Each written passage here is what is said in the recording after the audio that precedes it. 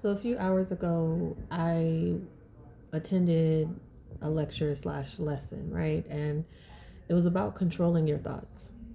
And there was emphasis about the difference between the subconscious and the conscious mind, and how the subconscious mind is impressionable and most influential to how we behave and the things that we believe and all of that, right?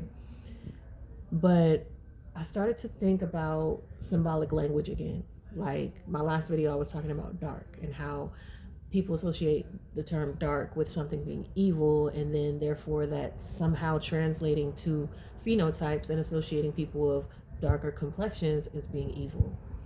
But I was thinking about truth today now with this, right? Symbolic language. And when people say truth hurts, and I'm thinking like most people go to great lengths to avoid being hurt. Like that's not something that we desire, right? Like we don't desire being hurt.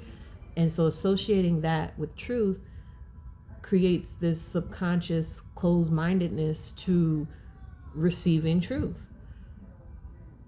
You know? Like, and it's like, we know the truth can be uncomfortable. It could be unsettling for some, you know, especially those that may not be seekers or might not be open to receiving new information. But even the ego itself, right? Part of the ego and subduing the ego and making it cringe sometimes is exposing it to things that are unfamiliar, right? Or unpredictable, which it doesn't like.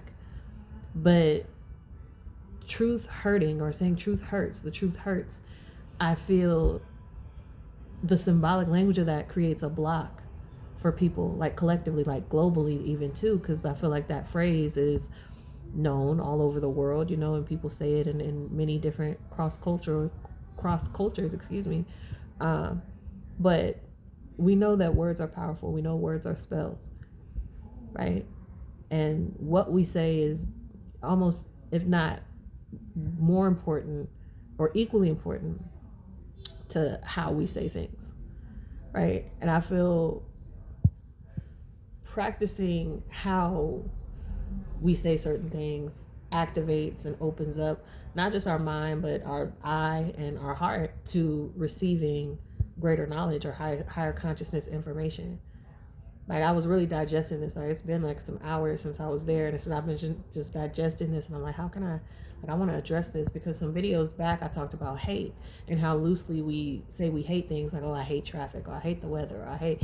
But it's like when you think about what hate is, really, like that's racism, genocide, slavery, you know, mass murder, all of that kind of stuff. Like that's what hate has. Those are the things that hate created, right? Those things manifested through hate. And so for us to use hate so loosely, it's like, you know, like it's just something to think about. Like it's just like food for thought. Because it's like when we're reprogramming our mind, when we're reprogramming our subconscious, we have to address things like this, I feel. Like I feel it's important to address things like this, like the kind of language that we've been conditioned by and conditioned with and have, you know, expressed through repetition, because that's how the subconscious mind is programmed, right? Through repetition.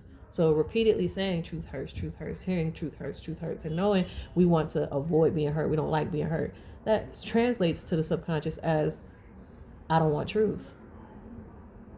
It's just something to think about.